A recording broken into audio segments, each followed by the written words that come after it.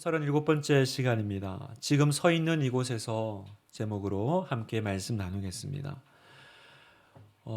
요즘 해외여행 많이 가시는 것 같아요. 재밌는 얘기를 들었습니다. 한국 사람들이 태국으로 이제 관광 여행을 갔는데 태국이 이제 코끼리가 유명하잖아요. 그래서 유명한 이제 코끼리 서커스를 보는 중이었는데 아이 코끼리 한 마리가 전혀 움직이질 않는 겁니다. 말을 안 듣는 거예요. 공연을 해야 되는데 움직이지를 않아서 조련사가 어떻게 해보려고 이렇게 해도 꿈쩍을 안 하는 겁니다. 그때 그 한국 관광객 중 한 분이 그 코끼리에게 가서 귀에다 대고 뭐라고 한마디 했더니 갑자기 코끼리가 공연을 시작하더래요. 그래서 조련사가 나중에 끝나고 물었대요. 코끼리한테 뭐라고 얘기했냐? 그랬더니 이렇게 말씀하셨대요. 사실 내가 목사인데 귀에 대고 한마디 했습니다. 너 서커스 할래? 나랑 한국 가서 개척할래?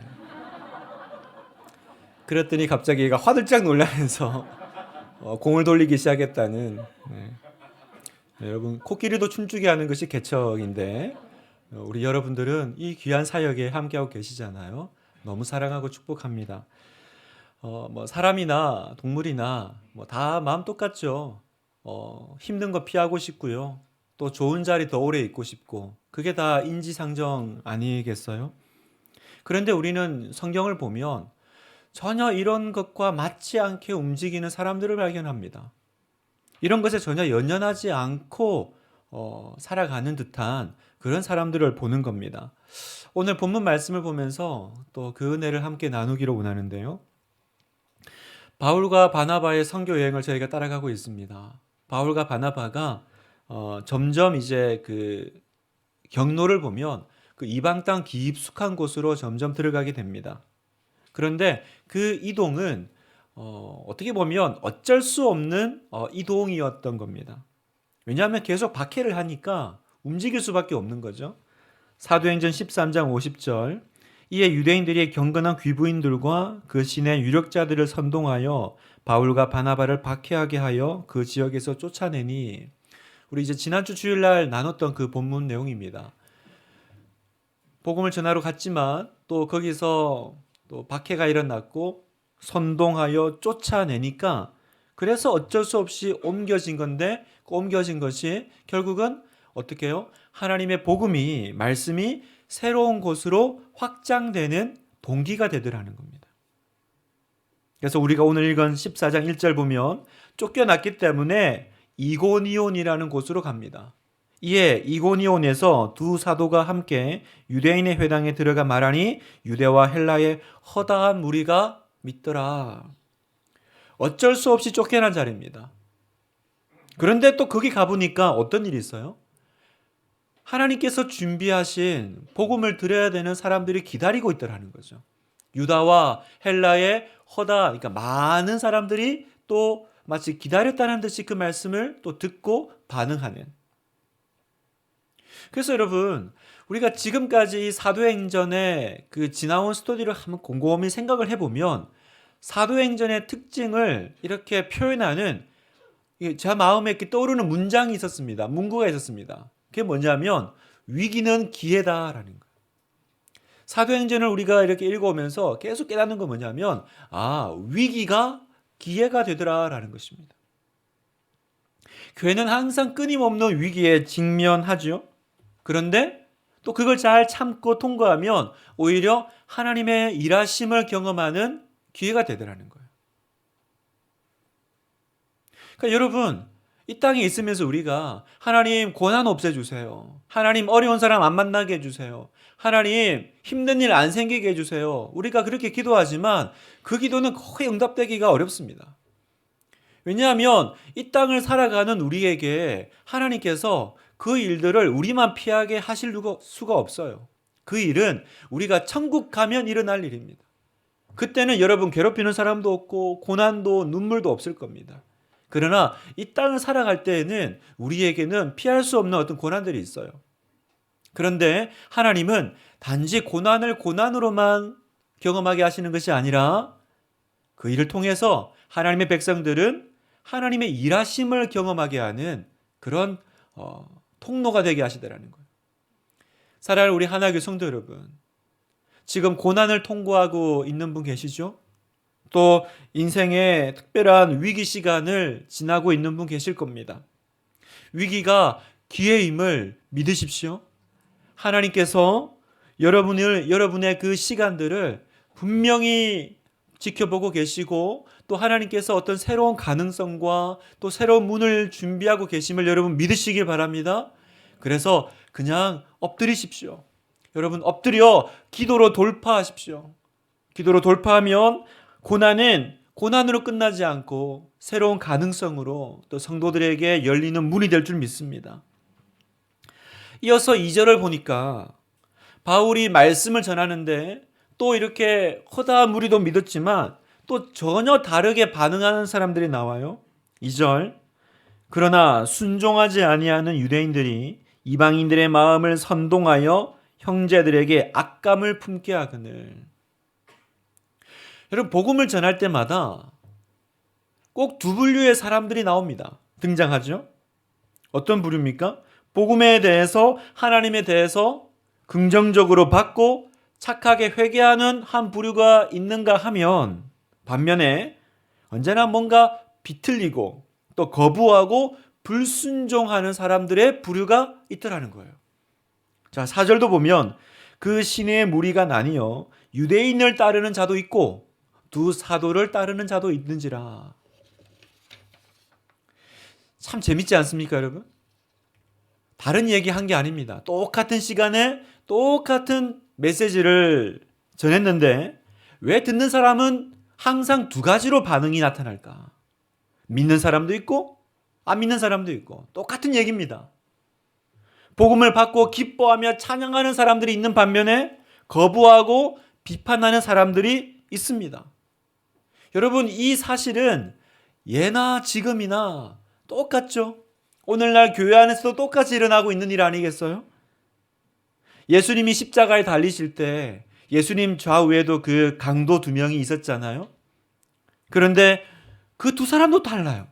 한 사람은 예수님을 보면서 예수님, 당신의 나라에 이를 때에, 낙원에 이를 때에 나를 기억해 주세요. 그렇게 구원을 요청하는 사람이 한 사람 강도였다면, 똑같은 예수님을 보면서 다른 강도는 네가 그리스도가 아니냐, 그러면 너나 우리를 좀 구원해 봐라, 이렇게 조롱하는 강도도 있었다라는 겁니다. 똑같이 예수님 바라보고 있는데 어쩜 이렇게 반응이 다를 수 있을까요? 왜 그럴까요? 사랑하는 성도 여러분, 왜 어떤 사람에게는 이런 반응이, 왜 어떤 사람에게는 다른 반응이 나타날까? 왜 어떤 사람은 한쪽에서는 눈물을 흘리면서 회개하고 은혜를 받고 있는데 왜 한쪽에서는 아무 일도 일어나지 않고 오히려 계속 부딪힐까? 거부감이 생길까요?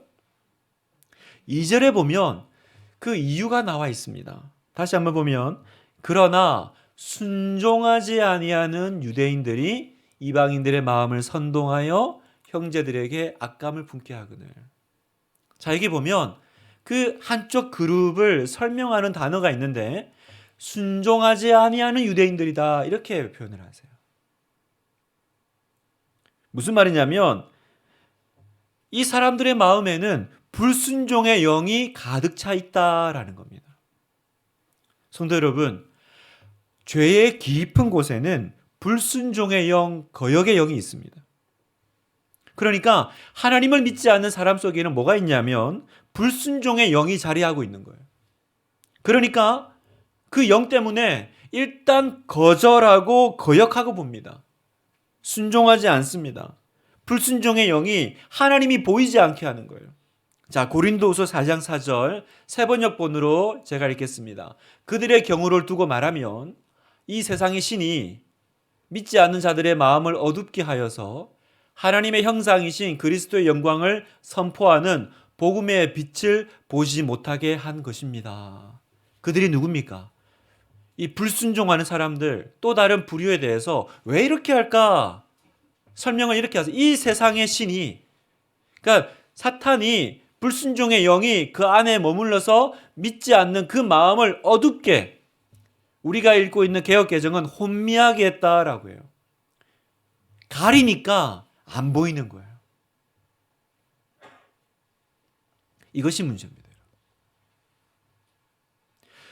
혹시 여러분의 가정에 또 여러분의 자녀들에게 이런 문제를 겪고 있지는 않으세요? 성도 여러분, 우리 자녀들이, 우리 아이들이 공부를 잘하거나 재능이 출중하거나 특별히 모난데 없이 살아가는 것보다 더 중요한 문제가 있습니다. 그건 바로 우리 자녀들 안에 순종의 영이 있느냐라는 거예요. 공부를 잘하지만 불순종의 영을 가질 수 있습니다. 사춘기 때 잠깐 반항하고 불순종할 수는 있어요. 그런 호르몬의 작용들이 있죠. 그러나 그게 계속 이어진다면 그건 사춘기 문제가 아니라 영적인 문제입니다. 여러분도 아시잖아요. 대화를 해보면 아시잖아요. 이게 지금 어떤 한철 지나가는 사춘기의 문제인지 아니면 지금 영혼의 영적인 문제인지 그 반항하는 눈빛과 거절하는 마음들, 그 불순종의 그 역사들, 그 모든 것들은 그 안에 불순종의 영이 역사하기 때문입니다. 여러분, 우리 가정 안에 이 불순종의 영이 제거되게 해달라고 기도하시기를 바랍니다. 이 부분을 붙잡고 기도하셔야 돼요. 왜 내가 우리 가정을 위해서 기도하는데 아무런 변화가 일어나지 않을까? 왜 계속 이 상태가 유지될까? 우리 안에 그 어둠이 떠나가는 역사가 일어나야 되는데 그 정체가 뭐냐? 바로 순종하지 아니하는 유대인, 불순종의 마음. 여러분 자신에게는 이런 문제 없으세요? 사랑하는 성도 여러분, 언제부턴가 내 마음에 감사보다 짜증이 나고 무슨 일이든지 순종보다 일단 거부 반응이 마음에 들어온다면 한번 내 마음 좀 살펴보시기를 바랍니다. 나도 모르게 내 안에 이 불순종의 영이 역사하고 있지는 않은지 살펴봐야 돼요. 그렇지 않으면요, 아무리 좋은 말씀을 들어도 들리지가 않습니다. 들리지가 않아요. 신앙생활하면서 조심해야 될 부분이 여기 있습니다. 여러분의 마음을 잘 살펴서 나도 모르게 내 안에 이 불순종의 영이 활기치지 못하도록 막아야 됩니다. 성도 여러분, 무엇이든지 순하게 생각하십시오. 무엇이든지 감사하며 생각하십시오. 무엇이든지 하나님의 말씀에 아멘으로 화답하고 응답하는 그 영적인 자세를 취하십시오. 일단 거부하고 보고, 일단 비판하고 보고, 일단 비꼬고 보고, 그것이 여러분 내가 지금 바른 마음인지 점검하셔야 됩니다. 내 마음이 지금 누구에게 지금 휩쓸려 있는지. 순하게 감사하게 말씀에 아멘으로 화답하는 그 사람을 하나님이 기뻐하세요. 그 사람을 하나님이 축복하십니다. 그때 성령께서 우리 안에서 강력하게 역사하실 줄 믿습니다.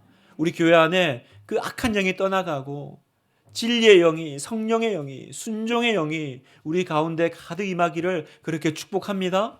그렇게 될 것입니다. 자, 복음이 전해지니까 두 분류의 사람이 나왔는데 선한 반응을 보이는 사람도 있었고 또 악감정을 가지고 반대하고 반대뿐만 아니라 박해하고 다른 사람까지 선동하고 나중에는 돌팔매질해서 죽이려고 하는 사람들이 나타났죠. 그런데 이때 사도들의 보인 반응이 남다릅니다. 자, 3절을 보니까 같이 한번 읽겠습니다. 시작. 두 사도가 오래 있어 주를 힘입어 담대히 말하니 주께서 그들의 손으로 표적과 기사를 행하게 하여 주사 자기 은혜의 말씀을 증언하시니. 자, 여기 보면 두 사도가 어떻게 했습니까? 두 사도가 그 지역에 오래 있었다 이렇게 말씀합니다. 자, 이게 왜 중요하냐 하면 오늘 본문에는 번역상 원문에는 있지만 우리 성경에는 빠져있는 접속사 하나가 있습니다. 그 접속사가 뭐냐면 3절 앞에 그러므로라는 접속사입니다. 그래서 우리가 이 접속사를 넣어서 읽어보면 그 느낌이 훨씬 더 살아나는데 넣어서 한번 읽어보겠습니다. 그러나 제가 그냥 읽겠습니다. 그러나 순종하지 아니하는 유대인들이 이방인들의 마음을 선동하여 형제들에게 악감을 품게 하거늘 그러므로 두 사도가 오래 있어 주를 힘입어 담대히 말하니. 자, 무슨 말입니까? 사도 자신들에게 반대와 역경이 있었기 때문에 그래서 더 오래 있었다라는 거예요. 우리는 그래서 떠나잖아요. 역경과 반대가 오면 그래서 떠나는 게 그게 인지상정 아니겠어요? 누가 나를 핍박하는 곳에 더 오래 있고 싶겠습니까? 하루라도 그 자리를 빨리 떠나는 것이 사람 마음이죠. 그런데 여기 보니까 이 접속사 그러므로를 넣으면 말이 달라져요. 반대와 역경이 있었기 때문에 그래서 더 오래 있었다라는 겁니다. 자, 이것이 오늘 우리에게 던지는 메시지는 뭘까요? 지금 하나님 우리에게 무엇을 말씀하고 싶어 하십니까? 성도 여러분, 우리가 세상에서 믿음을 가지고 살아가면 우리 역시 바울 같은 상황에 맞닥뜨리게 됩니다. 그런 상황 가운데 들어가게 되죠. 10명 있으면 꼭 거기서 한두 명이 마치 그 유대인들처럼 우리에게 악감정을 가지고 대하는 사람들을 만나게 됩니다. 저와 여러분이 매일의 삶 가운데 겪는 문제잖아요. 모든 문제는 인간관계 문제라고. 우리 삶 가운데 이런 일들이 항상 일어납니다. 그때 우리는 얼마나 포기하고 싶고 또 얼마나 떠나버리고 싶습니까? 그런데 오늘 성경이 우리에게 주시는 메시지는 뭡니까? 오래 머물러 있으라라는 거예요. 그렇기 때문에 오래 머물러 있으라라는 겁니다. 이 말은 그냥 무턱대고 이 딱 깨물고 그냥 버티고 있어라 그 얘기가 아닙니다. 목적이 있어요. 3절은 이어서 말씀하십니다. 두 사도가 오래 있어 주를 힘입어 담대히 말하니. 왜 오래 있어요? 주를 힘입어 담대히 내가 선포해야 될 말씀, 사명이 있기 때문에. 다시 말해서 사명이 있다면, 하나님의 뜻이 있다면 우리는 떠나고 싶은 나의 뜻을 접고 머무는 거예요. 바로 이 부분을 우리에게 말씀하는 겁니다. 무조건 그냥 버텨, 그냥 있어, 이것이 아니라 너는 그곳에 하나님의 뜻이 있어서 가 있다라는 거예요. 그러면 그 뜻 이룰 때까지는 오래 있어야 된다라는 거예요. 주를 힘입어. 진 에드워드의 새 왕 이야기라는 책이 있습니다. 한번 여러분 읽어보시면 굉장히 또 유익한 책인데요. 여기 보면 이 책에서 그 새 왕, 이제 사울 왕, 다윗 왕, 그 다윗의 아들이죠. 압살롬 왕의 이야기를 하는데 우리와 비슷한 상황의 한 인물로 다윗을 소개합니다. 이 다윗 왕의 이야기는 어떤 이야기를 하냐면 이겁니다. 하나님이 세우신 왕이 나를 죽이려고 할 때 나는 어떻게 해야 됩니까? 라는 거예요. 이게 다윗의 딜레마입니다. 무슨 말이냐면 다윗 앞에 이제 하나님이 기름 부으신 사울 왕이 있죠. 그런데 하나님이 세우신 왕이에요. 하나님이 기름 부으셨어요. 그런데 그 왕이 지금 나를 시기해가지고 나를 죽이려고 하는 거예요. 이 상황에서 어떻게 해야 되냐라는 거예요. 우리는 살다 보면 사울 왕 같은 직장 상사를 만나고요. 사울 왕 같은 교회 지도자를 만날 때가 있습니다. 만약 그 사람들이 창을 들고 나를 찔러 죽이려고 한다 그러면 나는 그때 어떻게 해야 될까요? 세 가지 방법이 있을 겁니다. 첫 번째, 같이 창을 던지며 싸우는 거죠. 네가 나를 죽이려 하면 나도 가만히 있지는 않을 거야. 나도 창 들어 던지는 겁니다. 두 번째, 조용히 도망가는 겁니다. 무서워서 피하냐? 더러워서 피하는 거죠. 조용히 사라지는 겁니다. 그런데 이 책에서는 세 번째 방법을 이야기합니다. 그 방법이 뭘까요, 여러분? 어떻게 하는 걸까요? 그 책에서는 이렇게 얘기합니다. 그가 나를 떠나라고 할 때까지 머물러 있는 거라는 거예요. 그러니까 내가 떠날 때는 언제냐? 그가 나보고 떠나달라고 얘기할 때. 그때가 떠나는 거지 그전에는 머물러 있으라는 거예요. 그래서 다윗이요. 사울 왕이 자기를 죽이려고 하니까 한 번은 그 이웃 나라의 모압으로 도망갑니다. 그것이 자기에게 안전한 곳이라고 느꼈으니까 도망을 갔어요. 그런데 하나님이 바로 선지자 갓을 보내요. 뭐라고 얘기하시냐? 사무엘상 22장 5절에 선지자 갓이 다윗에게 이르되 너는 이 요새에 있지 말고 떠나 유다 땅으로 돌아가라. 다윗이 떠나 헤렛 수풀에 이르니라. 간신히 지금 내 생명 유지할 수 있는 땅으로 왔는데 뭐라 그래요? 넌 여기 있지 말고 다시 돌아가라는 거예요. 그럼 그곳이 어디예요? 지금 나 죽이려고 사울 왕 기다리고 있는 그 유대 땅. 그럼 가면 뭐 집이라도 있습니까? 헤렛 수풀에 이르니라. 결국은 또 광야에서 또 떠돌이 생활을 해야 되는 이 어려운 상황인데 하나님이 돌아가라고 하시는 거예요. 다윗 입장에서는 지금 안전한 요새를 버리고 다시 위험한 생활을 시작해야 되는 일이 되었습니다. 사랑하는 성도 여러분, 왜 그래야 되죠? 다윗은 왜 그래야 됩니까? 우리는 왜 그래야 됩니까, 여러분? 왜냐하면 우리에게 중요한 건, 다윗에게 중요한 건 다윗의 안전이 아니라 하나님의 뜻이라는 거예요. 나의 환경과 안전보다 더 중요한 건 뭐냐? 하나님이 뭘 원하시냐? 하나님, 주님 말씀하시면 제가 순종하겠습니다. 이 정신이 더 중요하다라는 거죠. 그래서 머물러 있는 거예요. 우리 분당 하나님의 성도 여러분, 여러분에게는 여러분의 안전과 행복보다 하나님의 뜻이 더 중요하십니까? 우리는 어떤 일을 결정할 때 항상 중요한 게 뭐예요? 나의 뜻이죠. 나의 뜻. 내가 어떻게 생각하고 있느냐? 내가 어떻게 느끼고 있느냐? 그래서 기도를 해도 사실 어떻게 기도합니까? 뜻 다 정해놓고 결제해달라고 올리죠. 왜냐하면 다른 소리 하실까 봐. 그래서 나 이 사람하고 결혼합니다. 하나님 해도 되죠. 신방을 해보면요. 이미 이분이 저한테서 듣고 싶은 말이 있다는 것을 눈치가 챌 때가 있습니다. 그러면 이제 다른 얘기 이렇게 하려고 하면 이제 안색이 안 좋아지세요.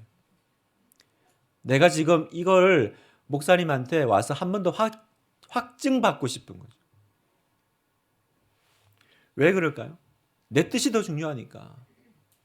내 안정감이, 내 안전이, 내 행복이 더 중요하니까. 그래서 여러분, 그런 분에게는 뭐가 중요할까요? 그런 분에게는 좋은 환경이 제일 중요합니다. 환경이 제일 중요해요. 좋은 환경이 되면 인생이 행복하다고 느끼고, 환경이 나쁘면 인생이 불행하다고 느낍니다. 그러니까 환경에 따라서 인생이 결정되는 거예요.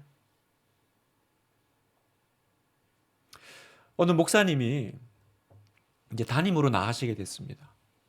그러니까 교회를 결정해야 되잖아요. 그래서 이제 여러 군데 교회 그 청빙에 이제 이렇게 글을 넣고 지원서를 넣고 또 많은 교회에서 이렇게 자기를 불러요. 그러니까 점점 어디에 더 환경이 좋나? 어디에 나에게 좀 대우를 잘해주나? 여기에 계속 마음이 쓰이기 시작하는 겁니다. 그러니까 마음이 복잡해지고 어려워지는 거예요. 그러다가 이분이 자신에게 딱 선포하고 말씀하셨대요. 내가 소시장의 소는 아니잖아. 어디 값 더 쳐주는데 팔려가는 소시장의 소는 아니잖아.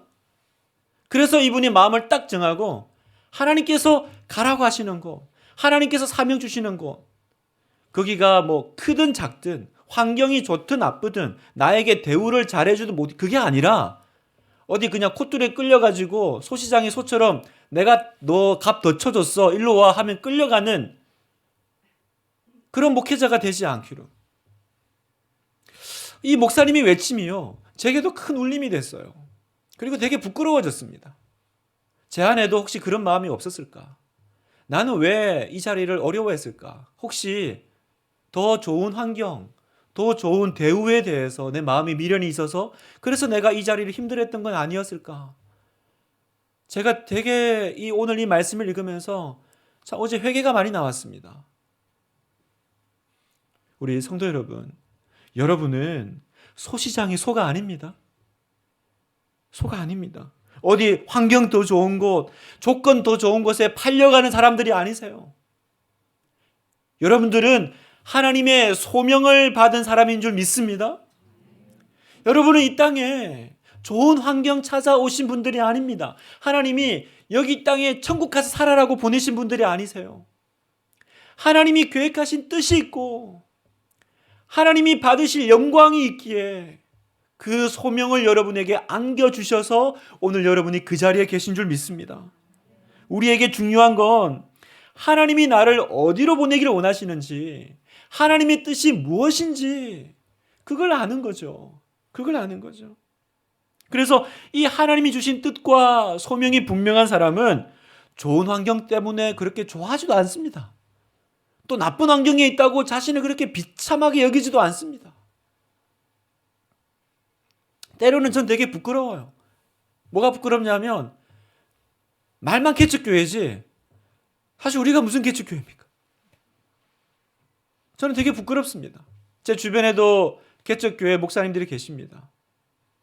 또 우리 성도님들 주변에도 아마 그런 어렵게 목회하시는 또 지인들, 친척들 계신 줄로 압니다.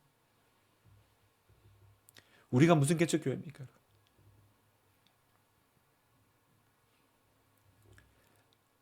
우리는 정말 하나님의 뜻, 하나님께서 어디를 원하시는지 그것 쫓아서 살아갈 뿐입니다. 그래서 뭐 더 환경이 좋다고 그래서 우리는 행복하고 한두 사람 앉혀놓고 목회한다고 그래서 나는 실패한 목회자고 비참한 목회자입니까? 제가 어디 이 교회를 떠나서 저기 섬에 할아버지 할머니들 계신 그런 곳에 가서 목회하면 그러면 저는 망한 설교자일까요?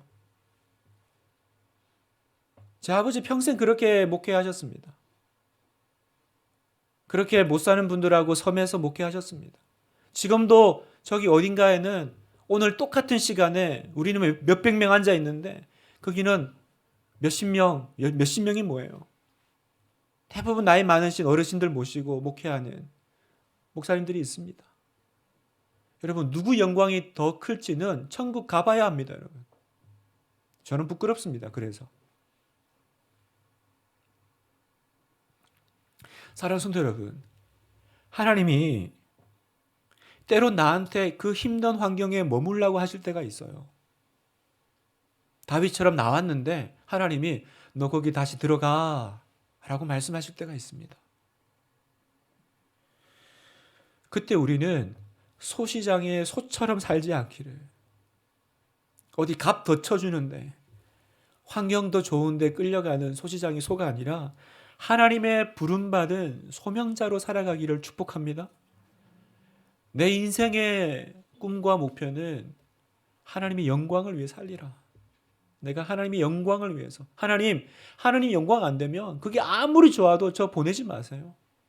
하나님 영광이 되면 아무리 힘들어도 저를 거기 보내세요. 제가 순종하겠습니다. 로마서 14장 8절 같이 읽겠습니다. 우리가 살아도 주를 위하여 살고 죽어도 주를 위하여 죽나니 그러므로 사나 죽으나 우리가 주의 것이로다. 여러분 것이 아니라는 거예요. 소유권이 나에게 있지 않아요. 우리가 주의 것. 살아도 주를 위하여 죽어도 주를 위하여. 그러나 믿는 바는 무엇입니까? 내가 주님 것이니까 주님이 책임지실 것. 우리 그거 믿습니다. 여러분 하나님의 것을 누가 건들겠어요? 하나님의 것이면 아무도 못 건듭니다. 악한 것이 만지지도 못하게 하신다고 요한 1세 말씀하십니다. 두려워하지 말고 내가 주의 것이다. 말씀을 마무리하면서요. 여러분 오늘 본문을 보면서 깨닫는 건 이겁니다. 복음 안에 회색 지대는 없구나. 회색 지대는 없어요. 말씀이 딱 선포되면요. 두 갈래로 쫙 나뉘어요. 4절 다시 한번 보면 그 시내의 무리가 나뉘어 유대인을 따르는 자도 있고 두 사도를 따르는 자도 있는지라 회색 지대는 없습니다. 이쪽 아니면 이쪽입니다. 여러분 10년을 말씀을 듣고 어릴 때부터 교회를 다녔는데 안 변한다면 변하지 않고 있다면 그건 뭔가 좀 문제가 있는 거 아닐까요, 여러분? 제가 제일 두려워하는 게 뭐냐면 제가 10년을 설교했는데 우리 교회 안에 아무 변화가 없을까 봐. 제 설교를 10년을 들었지만 10년 전이나 지금이나 별반 차이가 없을까 봐. 그게 제가 제일 두려운 일이에요. 여러분 나를 변화시키지 않는 복음은 살아있는 복음이 아니죠. 그렇게 오랫동안 들었지만 나를 틀 것만큼도 변화시키지 않는 말씀은 살아있는 하나님의 말씀이 아니죠.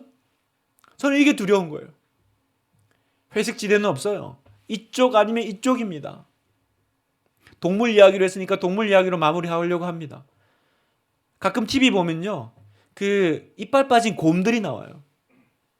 그 사람들 손에 이렇게 쇠줄 묶여가지고 그냥 또 곰이 또 막 그런 재주가 좋잖아요.